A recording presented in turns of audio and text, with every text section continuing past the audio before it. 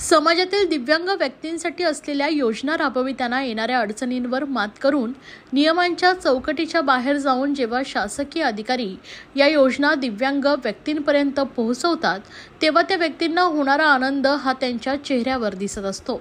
त्यापेक्षा जास्त आनंद हा या योजना त्यांच्यापर्यंत पोहोचवणारा अधिकारी जेव्हा सेवानिवृत्त होतो तेव्हा मागे वळून पाहताना दिव्यांग व्यक्तींसाठी जे काम केलं याचं त्याला समाधान मिळतं, असं वक्तव्य निवासी उपजिल्हाधिकारी संदीप माने यांनी केलं आहे।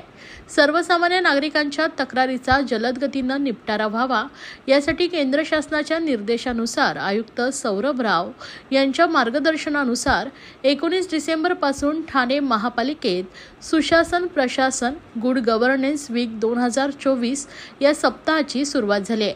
या मोहिमेअंतर्गत दिव्यांग व्यक्ती, विशेष शाळा, महिला व बालविकास याबाबत माहितीपर चर्चा सत्राचं आयोजन कैलासवासी नरेंद्र बल्लाळ सभागृहात करण्यात आले होते।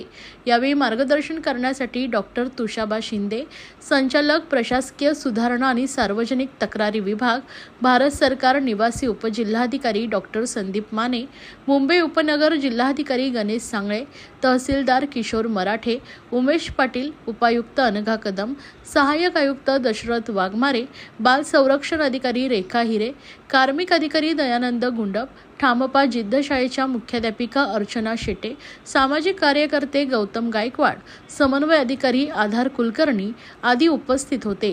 दिव्यांगांच्या योजना त्यांच्यापर्यंत पोहोचवण्यात प्रत्येक अधिकारी कर्मचारी यांना वेगळाच आनंद मिळत असतो। अशा कामांची प्रसिद्धी जरी मिळाली नाही तरी त्यांचे आनंददायी क्षण प्रत्येकाने वेचले पाहिजेत। प्रत्येक शासकीय अधिकारी कर्मचारी एरवी सर्व कामं करीत असतात, पण केंद्र शासनाने आयोजित केलेल्या प्रशासन गाव की ओर या उपक्रमाअंतर्गत सुशासन सप्ताहात नागरिकांच्या तसेच विशेष मुलांसाठी असलेल्या योजना व्यक्तींसाठी काम करण्याची संधी मिळाली।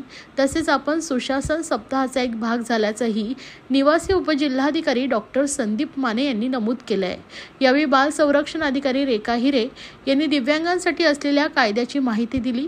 तसेच ठाणे महापालिकेच्या समाज विकास विभागामार्फत राबवण्यात येणाऱ्या योजनांची माहिती कार्मिक अधिकारी दयानंद गुंडप तसेच समाज विकास विभागाचे दशरथ वाघमारे यांनी दिले। या कार्यक्रमास मोठ्या संख्येने दिव्यांग व्यक्ती, विविध संस्थांचे प्रतिनिधी उपस्थित होते।